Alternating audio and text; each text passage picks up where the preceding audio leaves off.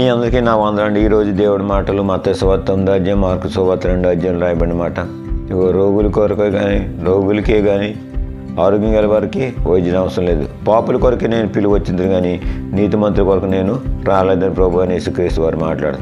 పాపం ఉందని దాన్ని ప్రతి వారికి కూడా తెలుసు. ఆ పాపానికి నివారణ ఏంటంటే ప్రభు అయిన యేసుక్రీస్తు వారి రక్తం. అందుకనే వాక్యం సెలవిస్తుంది, రోమిలికి రాసిన పత్రికలో రాయబడిన మాట. ఇదిగో పాపం వల్ల వచ్చే జీతము మరణము, అయితే ప్రభు అయిన యేసుక్రీస్తు వారి కృపావరము చేత నిత్యజీవము కలుగుతుందని వాక్యం సెలవుతుంది.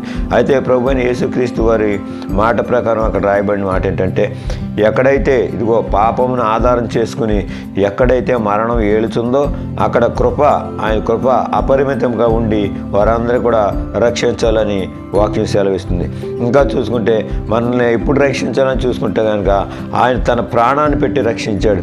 ఇంకా చూసుకుంటే ఎలా కాపాడాడంటే, మనం పాపులమై ఉండగానే ఆయన మన కొరకు ప్రాణం పెట్టడానికి, సిలువలో బలియాగం అవ్వడానికి ఆయన సిద్ధపడ్డాడు. అందుకని ఆయన రక్తం ద్వారా మనమందరూ కూడా పాపులమైన మనమందరూ కూడా నీతిమంతులుగా మార్చబడిన తర్వాత ఉగ్రత దినం నుండి మనము తప్పించబడతాము, రక్షించబడతాం. ఇంకా చూసుకుంటే కనుక రక్షించబడటమే కాదు, అంచె దినముతో మరణించిన తర్వాత నిత్యజీవం ఉన్నది.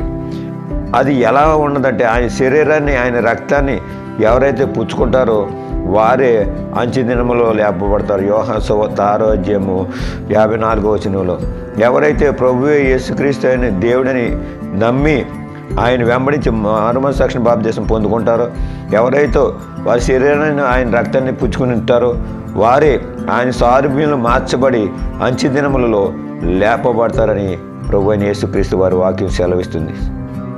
అందుకనే మన పాపాలన్నీ కూడా కడుక్కుందాం ఆయన రక్తంలో, మన మరకలన్నీ కూడా కడుక్కుందాం, మన పాపదోషాలన్నీ కడుక్కుని పాపులమైన మనము నీతిమంతులుగా మార్చబడదాం. ప్రభు అయిన యేసుక్రీస్తు అని మన హృదయంలో చేర్చుకుందాం. ఆయన శరీరాన్ని, ఆయన రక్తాన్ని పుచ్చుకుని ఆయన స్వరూపంలో మార్చబడి ఆయన రాకడ సమయంలో ఉగ్రత దినంలో తప్పించబడదాం. అంచె దినంలో లేపి ఆయన రాజ్య వారసులుగా చేసి ఆయన పరలోక రాజ్యంలో కుమార్తెలుగా మనం అందరము కూడా పాల్గొనే కృపా దేవదేవుడు మనందరికీ కూడా అనుగ్రహించును గాక.